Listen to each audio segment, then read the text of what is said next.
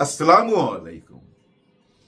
গতকালকে মনটা বেশি ভালো ছিল না, যার জন্য আপনাদের সঙ্গে আর কথা হয়নি।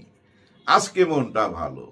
মিডনাইটে ঘুমিয়ে গেছিলাম, তখনও ফলাফল জানি নাই, কিন্তু ফলাফল আমি জানতাম কি ফলাফল হবে। আমাকে যারা ফলো করেন তারা নিশ্চয়ই দেখছেন, আমি বহুবার বলছি সেপ্টেম্বরের 9 তারিখে আপনারা বুঝতে পারবেন দেশ কোন দিকে যাচ্ছে। বলছি না ভাই? ক্লিয়ার কাট কথা, দেশ কোন দিকে যাচ্ছে এখন আর বুঝায় বলার কিচ্ছু নাই। এই জয় জুলাইয়ের গণ অভ্যুত্থানের জয়। হ্যাঁ, এই জয় শুধু ডাকসুর জয় না, কিন্তু জুলাইয়ের গণ অভ্যুত্থানের জয়। আর এই জয়ের সময় ওরা তো কোনো মিছিল বাইর করবে না। বিজয় মিছিল যে হয় না, একটা আনন্দ মিছিল, সেই মিছিল বাইর করবে না। ওরা এখন বুঝছেন কবিতা পড়ে, কবিতা, সবাই কবি হয়ে গেছে ভাই। কবিতাটা আমার ভাল লাগছে, কাল লেখা কবিতা আমি জানি না, আমি কাগজে নোট করে রাখছি, আপনাদেরকে শোনাবো, একটু শোনাই। বৃষ্টি পড়ছিল তোমার গায়ে, ভিজেছিলাম আমি। সাংঘাতিক কথা না? বৃষ্টি পড়ছিল তোমার গায়ে, ভিজেছিলাম আমি। শুকনো ছিল তোমার চোখ, কেঁদেছিলাম আমি। দামি খাবার আর মানুষের স্বাদ নিতে ব্যস্ত ছিলে তুমি। দামি খাবার আর মানুষের স্বাদ নিতে ব্যস্ত ছিলে তুমি। নিজের চোখের বিষাক্ত পানিতে তখন ভিজেছিলাম আমি। খোঁজ নাওনি তুমি, ফিরে দেখনি তুমি, একটিবারও ভাবনি কেমন আছি আমি। কবিতাটা ভাই ভাল লাগছে না ভাই?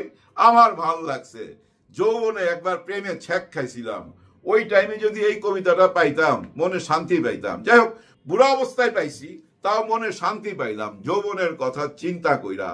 যৌবন যার, যুদ্ধে যাওয়ার সময় তার। হ্যাঁ, যাদের যৌবন তারাই তো যুদ্ধে যাবে। দেখেন না, এই যে যুদ্ধে নেমে গেছে গতকালকে ডাকসুর নির্বাচন, এটা যুদ্ধ তো ভাই, যুদ্ধ হয়ে গেছে। ঠেকাইতে পারলেন? পারেন নাই। কেন মন খারাপ হয়েছিল জানেন? মনটা খারাপ হয়েছিল, একজন ছাত্র, নাম বোধহয় গণেশ, গণেশ, গণেশ উল্টে গেছে। হ্যাঁ, গণেশ সাহেব আপনি কোথায়? গণেশ সাহেব তো না, গণেশ বাবু। গণেশ বাবু আপনি কোথায়? হ্যাঁ, গণেশ তো উল্টা গেল ভাই। এই ছেলেটা নাকি ছাত্র, আমি বুঝলাম না কিভাবে সেই ব্যবহারটা করতে পারলো। টেবিল থাপড়ায়া থাপড়ায়া তার নিজের শিক্ষককে সে ধমকাচ্ছিল। হায় হায় হায়। আবার মাঝে মাঝে না ধপ ধপ এরকম ধমক দিচ্ছিল। এদের উপরে কারো দোয়া নাই, দোয়া নাই ভাই। দোয়া থাকলে ভাই এরকম হইতে পারতো না। আর দোয়া জিনিসটা ভাই চায়াও পাওয়া যায় না। দেখেন না, ওই যে আবিদ, উনি বারবার সবাইকে সালাম দিচ্ছিল আর বলতেছিল দোয়া করবেন, আসসালামু আলাইকুম আপু, দোয়া করবেন। ভয় পাচ্ছেন? এই যে দোয়া চাওয়া, চেয়ে দোয়া পাওয়া যায় না। আপনাদের মনে আছে অনেকের, সাইফুদ্দিন নামে একজন বহুত বড় শিল্পী ছিল। এই জেনারেশন চিনেন না, আগের জেনারেশন চিনবেন। সাইফুদ্দিন, উনি একদিন এফডিসি থেকে বের হতে যাবে, ওই টাইমে আমি ওনাকে সালাম দিলাম এবং দোয়া চাইলাম। উনি গাড়িতে বসে গেছিলেন, কিন্তু নাইমা আমার ঘাড়ে হাত দিছে, আমাকে খুব পছন্দ করত। তখন কিন্তু আমি পরিচালক হই নাই, সহকারী পরিচালক। আমার কাঁধে হাত দিয়া বলতেছে, ছোট ভাই, দোয়া কিন্তু চায়া পাওয়া যায় না। দোয়া যদি নিতে চাও মানুষের, তাহলে তোমার কর্ম দিয়া নিতে হবে।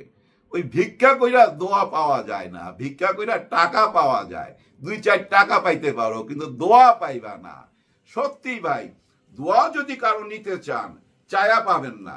আপনার কর্ম দিয়া নিতে হবে, ভালো কাজ দিয়া নিতে হবে। আর এই যে ডাকসুর নির্বাচনে যারা দোয়া পাইলো, হ্যাঁ দোয়া পাইছে ভাই, এটা ভোট না, এটা দোয়া। দোয়া, এই দোয়া পাইছে কেন জানেন? তাদের কর্মের জন্য। গত রোজায় কি ঘটছিল আপনাদের মনে আছে? শিবির যখন সবাইকে ইফতার করাচ্ছিল, লাখ টাকার ইফতার করাচ্ছিল, তখন কেউ কেউ বলতেছিল ওরা এত টাকা পায় কই, কিভাবে এত টাকা দিয়ে ইফতারি করায়, কারা দিচ্ছে এই টাকা, এরকম প্রশ্ন তুলছিল। ওই প্রশ্নটা না তুলা যদি ওরা যদি খাওয়ায় 2 লাখ টাকার ইফতারি, আপনি 4 লাখ টাকার খাওয়ান না, তাইলে কিন্তু আপনিও দোয়া পাইয়া যাইতেন। হ্যাঁ, আপনি দোয়া পান নাই কেন? ওই যে ওনারা একটা ভালো কাজ করতেছে, ওইখানের মধ্যে আপনি কায় আঙ্গুল ঢুকাই দিতেছেন, বারবার ঢুকাই দিতেছেন, এই জন্য দোয়া পান নাই।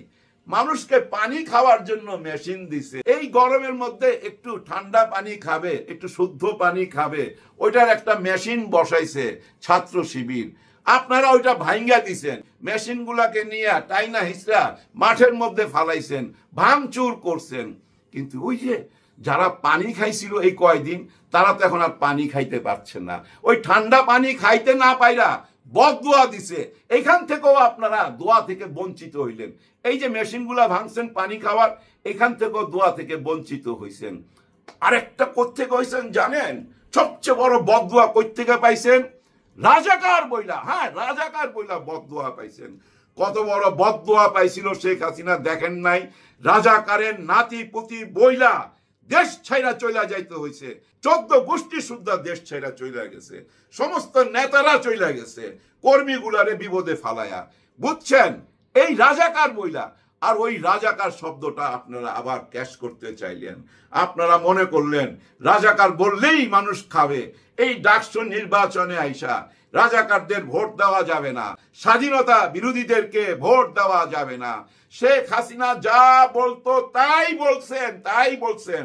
ওইটাই ছিল অভিশাপ আপনাদের জন্য।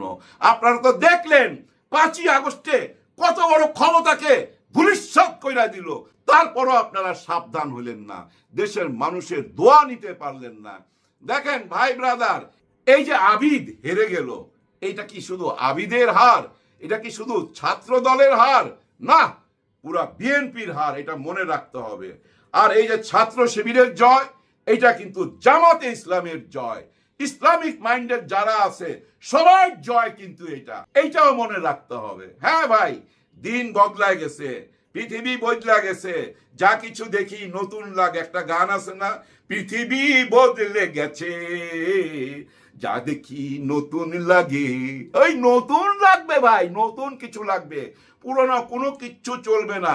পুরনো রাজনীতির বয়ান ডাস্টবিনে ছুঁড়া ফেলা দেন, নতুন বয়ান নিয়ে আসেন। জুলাই গণ অভ্যুত্থানের বয়ান আনেন। হ্যাঁ, এই জুলাই গণ অভ্যুত্থানের অংশীদার তো আপনারাও ছিলেন, কিন্তু আপনারা সেটা ক্যাশ করতে পারেন নাই। এই যে আজকে আবিদ হেরে গেল, ছাত্র দল হেরে গেল, এটা কি ছাত্র শিবির কাছে হেরে গেল? ছাত্র শিবির তাদেরকে হারাই দিল? না, তাদেরকে হারাইছে তাদের নিজের দলের লোকেরাই, তাদের বড় ভাইরাই তাদেরকে হারাইছে। সারা বাংলাদেশের চাপ আইসা পড়ছে এই আবিদের উপরে। গত 1 বছরে আমরা কি দেখছি? কেউ এসা বলতেছে এই মোল্লা মুসল্লিদের পিছনে, জামাতের পিছনে নামাজ পড়া যাবে না। কেউ এসা বলতেছে এরা আজান দিলে এই আজানে সাড়া দিবেন না। কেউ এসা বলতেছে এদেরকে পেটে নিবেন না মা বোনরা, এরা হলো জালিম, এরা রাজাকার, এরা দেশদ্রোহী, এরা জঙ্গি। এই যে বলে যাচ্ছেন, আর একই বয়ান দিয়ে যাচ্ছে দিল্লি থেকে।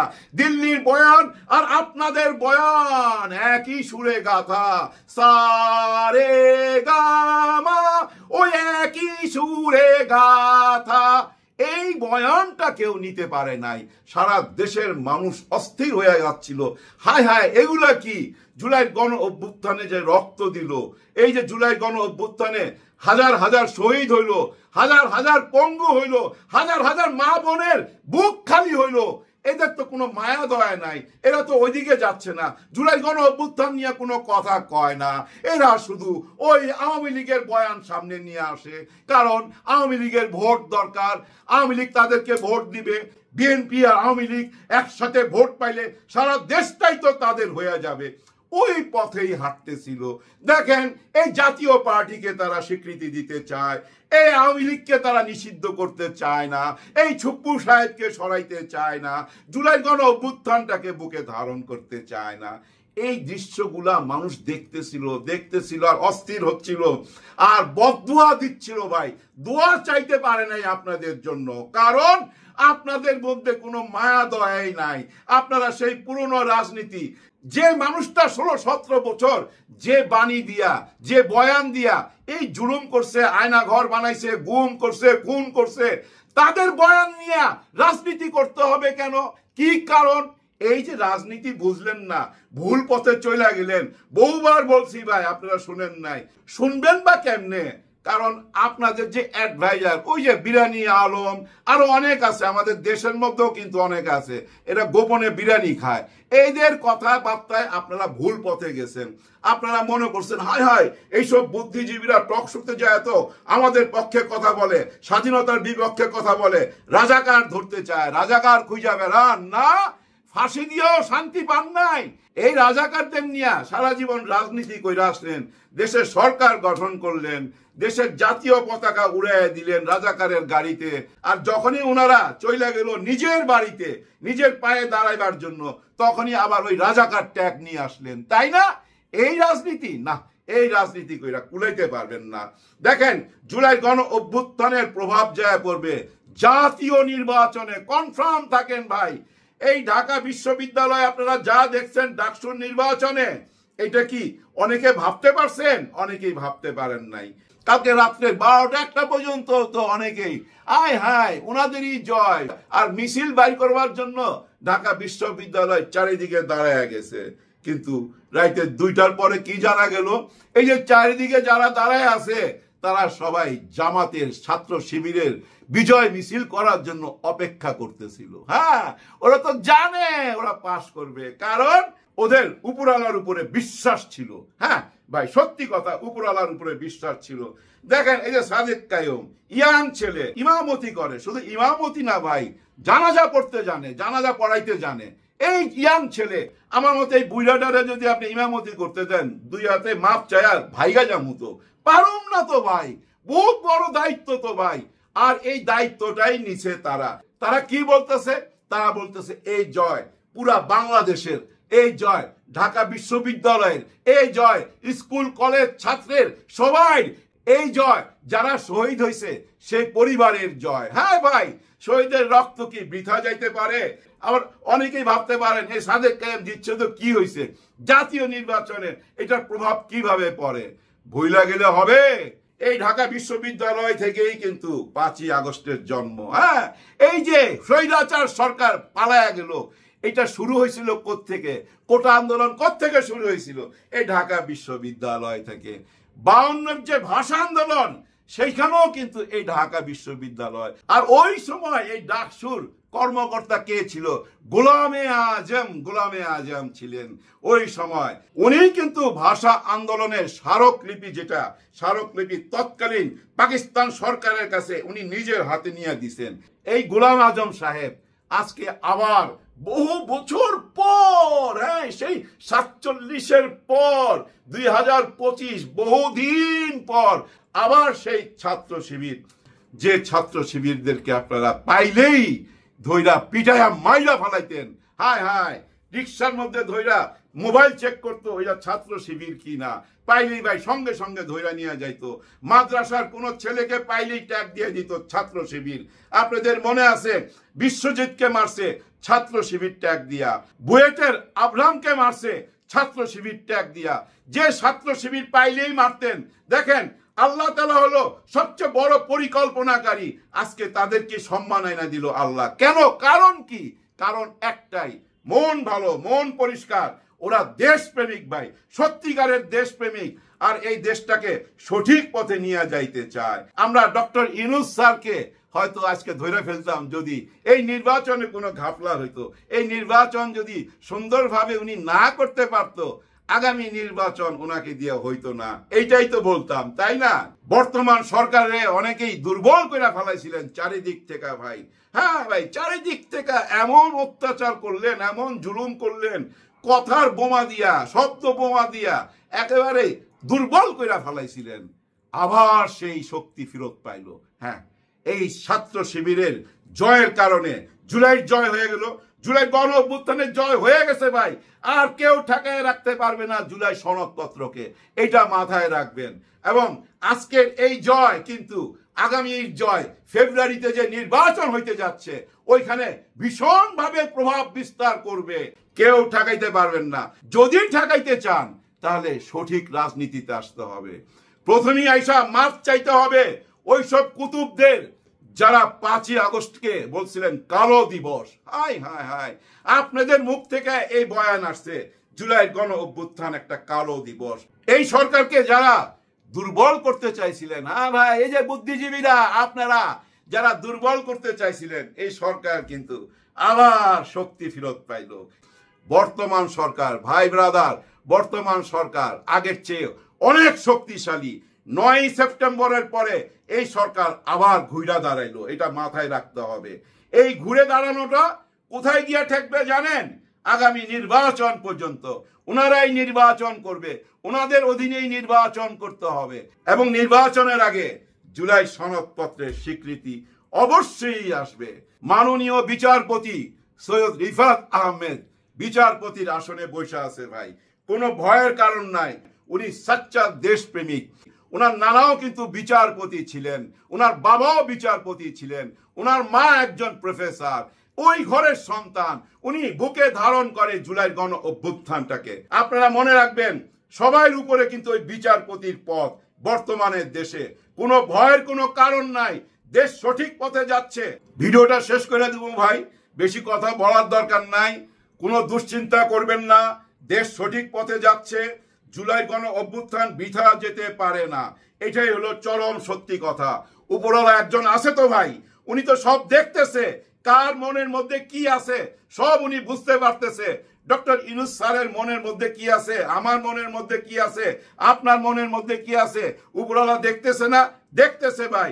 কেউ ভুল রাজনীতি করেন না, মনে আঘাত দিয়েন না, মনে আঘাত দিয়া বদদোয়া নিয়েন না। বদদোয়া নিলে ধ্বংস হয়ে যাবেন ভাই, ধ্বংস হয়ে যাবেন। আপনারা নিজেদেরকে কি মনে করেন আমি জানি না। দেখেন ভাই ব্রাদার, একটা চরম সত্যি কথা বইলা বিদায় নিতেছি। 5ই আগস্টের আগে, জুলাই গণ অভ্যুত্থানের আগে আমি কিন্তু জামাত ইসলাম, শিবির বা ইসলামিক মাইন্ডের কাউকে নিয়ে কথা বলবো, এটা আমি কখনো কল্পনা করি নাই।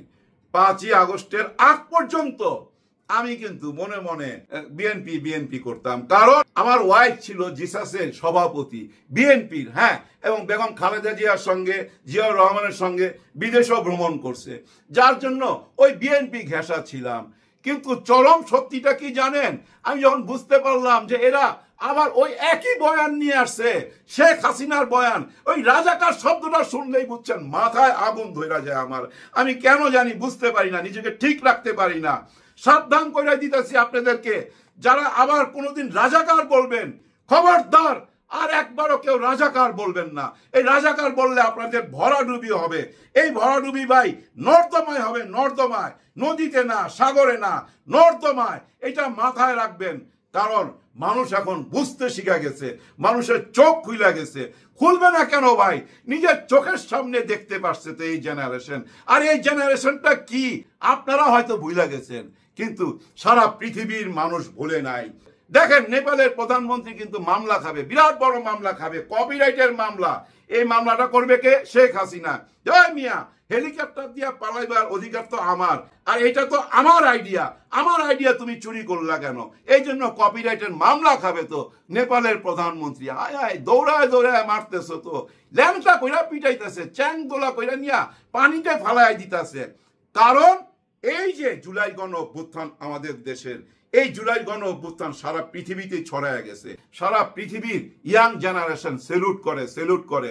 এটা আপনারা টের পাবেন, ভারতও টের পাবেন। ওই একই জিনিস হবে, এটা মাথায় রাখেন, কেউ ঠেকাইতে পারবেন না।